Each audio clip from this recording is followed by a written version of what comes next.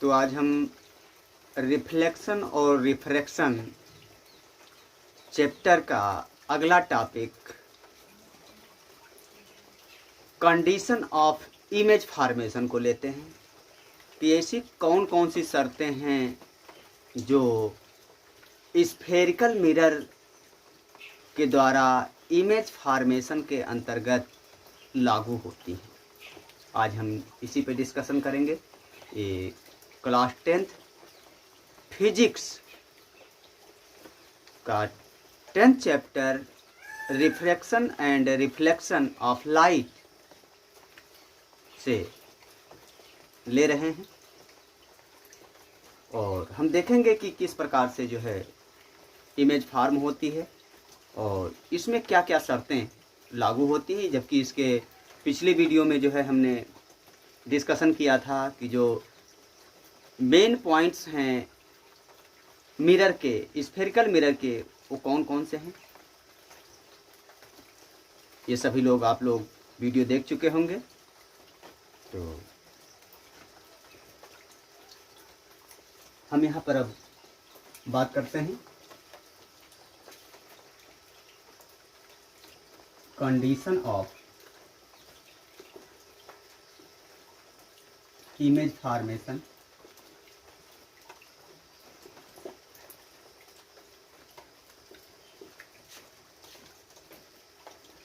Bye spherical mirror.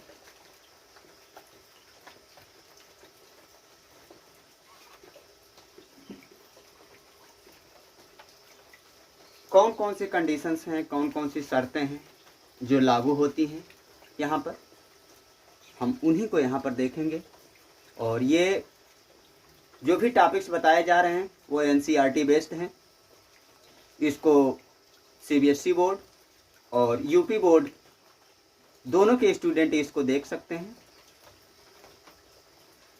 उसमें कोई दिक्कत नहीं है।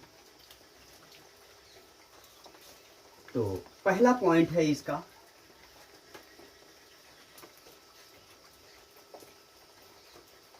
All raise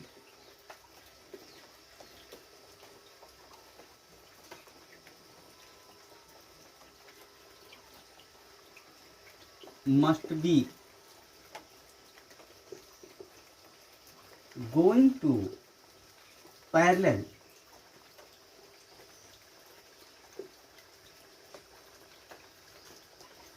of principal axis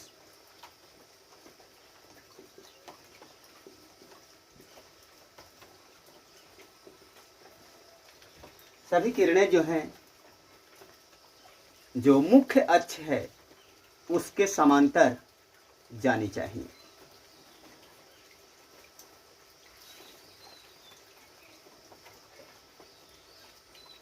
दूसरी बात, इसका दूसरा पॉइंट जो है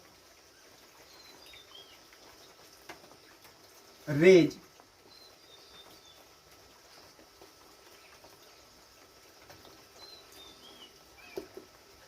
going along principal axis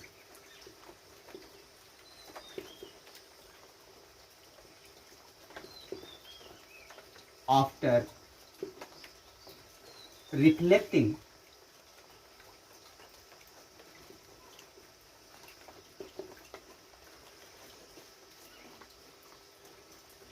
must be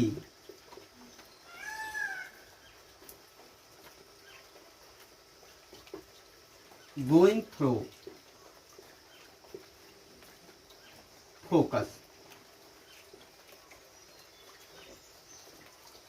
जो भी किरणें मुख्य अक्ष के समांतर जा रही हैं वो दर्पण से परावर्तित होने के बाद फोकस से होकर जानी चाहिए। तो यहाँ पर ये दो शर्तें हम देख रहे हैं कि सभी रेज जो है वो प्रिंसिपल एक्सिस के पैरेलल होनी चाहिए, जो इंसिडेंट रे है, और जो रिफ्लेक्टिंग रे है उसको फोकस से होकर के जाना चाहिए। अब हम यहाँ आगे अदर पॉइंट्स की बात करते हैं।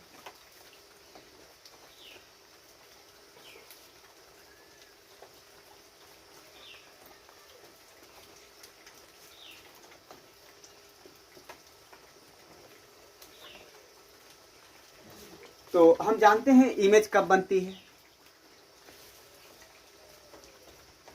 कोई रे जो है प्रिंसिपल एक्सिस के पैरेलल चलती है, रिफ्लेक्ट होने के बाद फोकस से होकर के जाती है। तो कई रेज हैं जो उस मिरर से रिफ्लेक्ट होती हैं, और रिफ्लेक्ट होने के बाद जब ये किसी पॉइंट पर ये रेज मिलती हैं तो वहीं पर जो है उस ऑब्जेक्ट की इमेज फॉर्म होती है। तो इसमें कुछ इसके रे डायग्राम के लिए हमको कुछ रेज की आवश्यकता होगी, कम से कम 2 raise.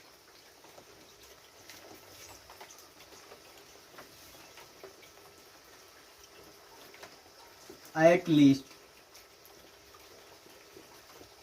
require 2 rays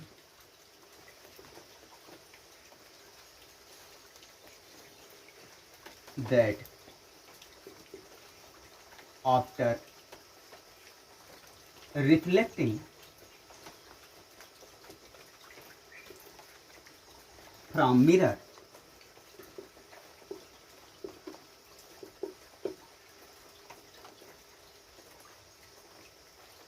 and intersect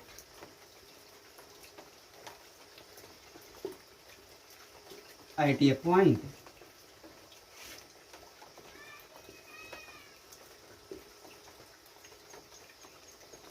such point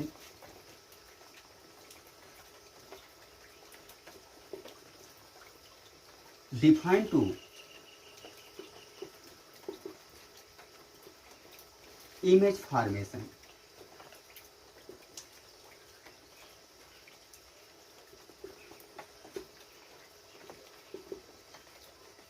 तो इस प्रकार से कम 2 रेज की आवश्यकता होगी जो मिरर से रिफ्लेक्ट होने के बाद किसी पॉइंट पर वो मिले, जिस पॉइंट पर मिलेंगी वहीं पर जो है ऑब्जेक्ट की इमेज फॉर्म होगी। तो अब यहाँ पर वो कौन कौन सी रेज हैं जो हेल्पफुल हो सकती हैं इमेज फॉर्मेशन में, हम उनको देखेंगे।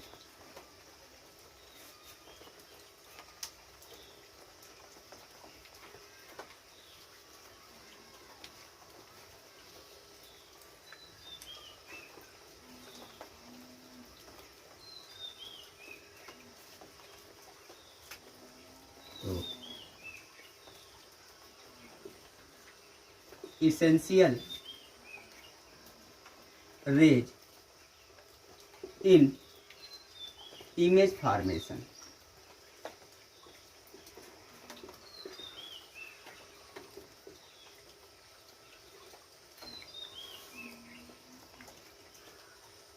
तो पहला देखते हैं इसमें पहली रेज कौन सी है इसमें।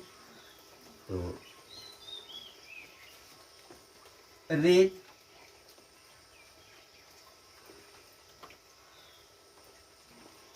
goes to parallel of principal axis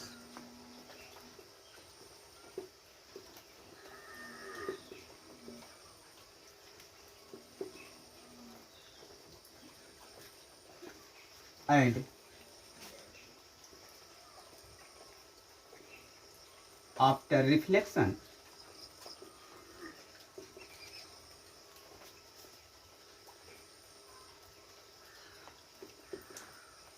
going through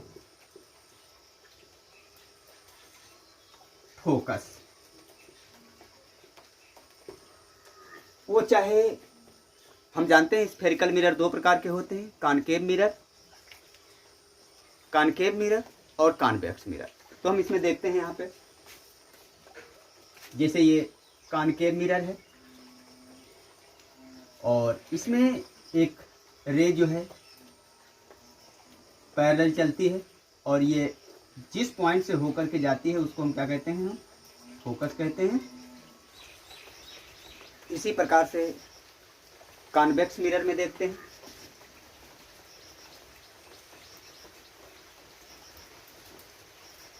ये कन्वेक्स मिरर है और ये प्रिंसिपल एक्सिस है, और एक रे जो है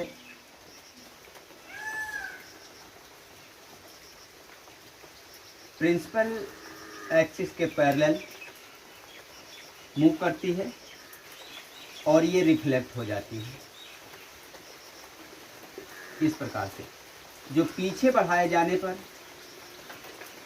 एक पॉइंट से मिलती है जिसको हम फोकस कहते हैं। सेकंड देखते हैं हम raise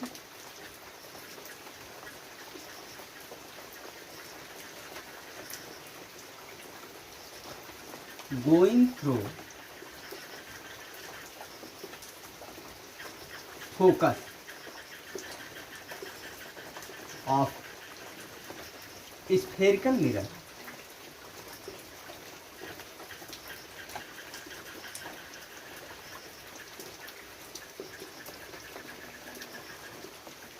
after reflection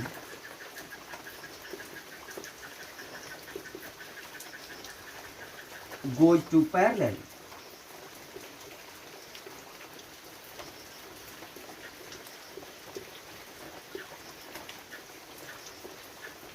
of principal axis.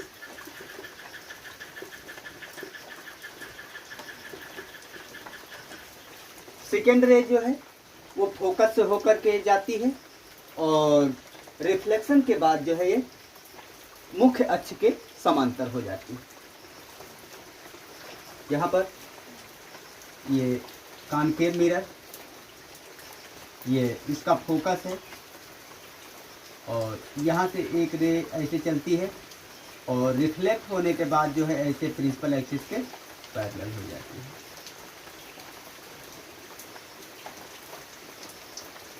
हम कॉन्वेक्स मिरर में देख रहे हैं, ये फोकस है इसका और यहाँ से एक रे जो है ऐसे इंसिडेंट होती है और इंसिडेंट होने के बाद ये प्रिंसिपल एक्सिस के पैरेलल हो जाती है ऐसे। थर्ड रे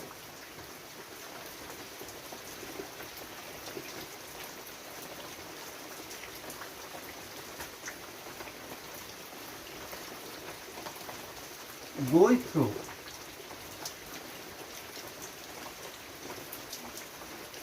center of curvature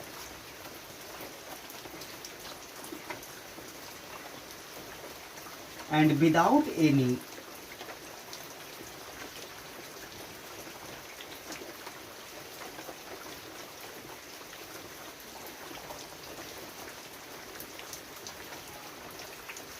changing come back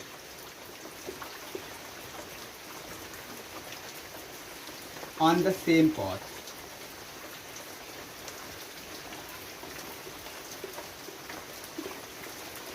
third रे जो है वो सेंटर ऑफ कर्वेचर से होकर के जाती है और बिना किसी इसमें परिवर्तन के वो पुनः वापस उसी मार्ग पर लौट आती है।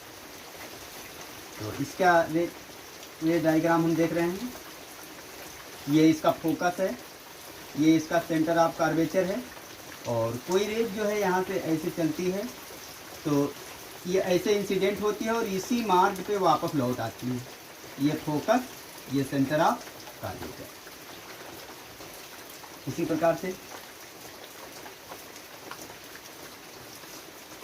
ये इसका फोकस है, ये सेंटर ऑफ कर्वेचर है और ये कोई रेज इंसिडेंट हो रही है इस प्रकार से और फिर इसी पर वापस लौट जाती है। तो ये फोकस और ये centre of curvature.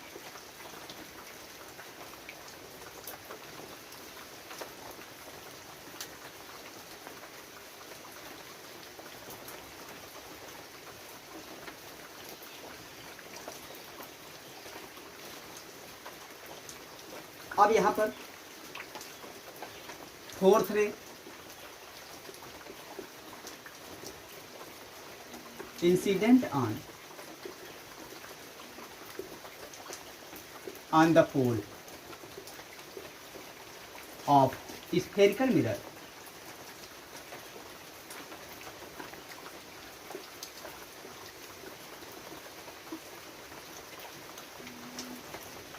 and follow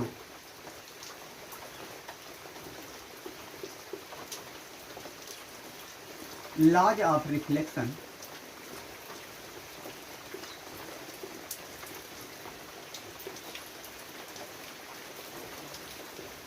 जो फोर्थ रे है वो पोल पे इंसिडेंट होती है और रिफ्लेक्शन को फॉलो करती हुई निकल जाती है।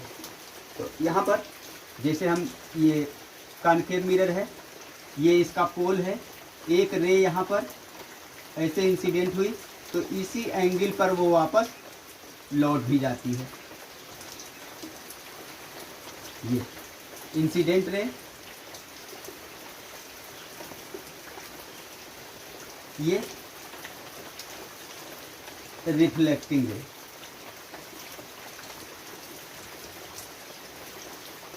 ये यहाँ इंसिडेंट एंगल, ये एंगल ऑफ रिफ्लेक्शन। तो ये आई बराबर यहाँ पर आर होगा। इसी प्रकार से हम देख रहे हैं ये कॉन्वेक्स मिरर और इसमें एक रे जो है ऐसे इंसिडेंट होती है पोल पर और फिर ऐसे वापस लौट आती है। ये इसका पोल है।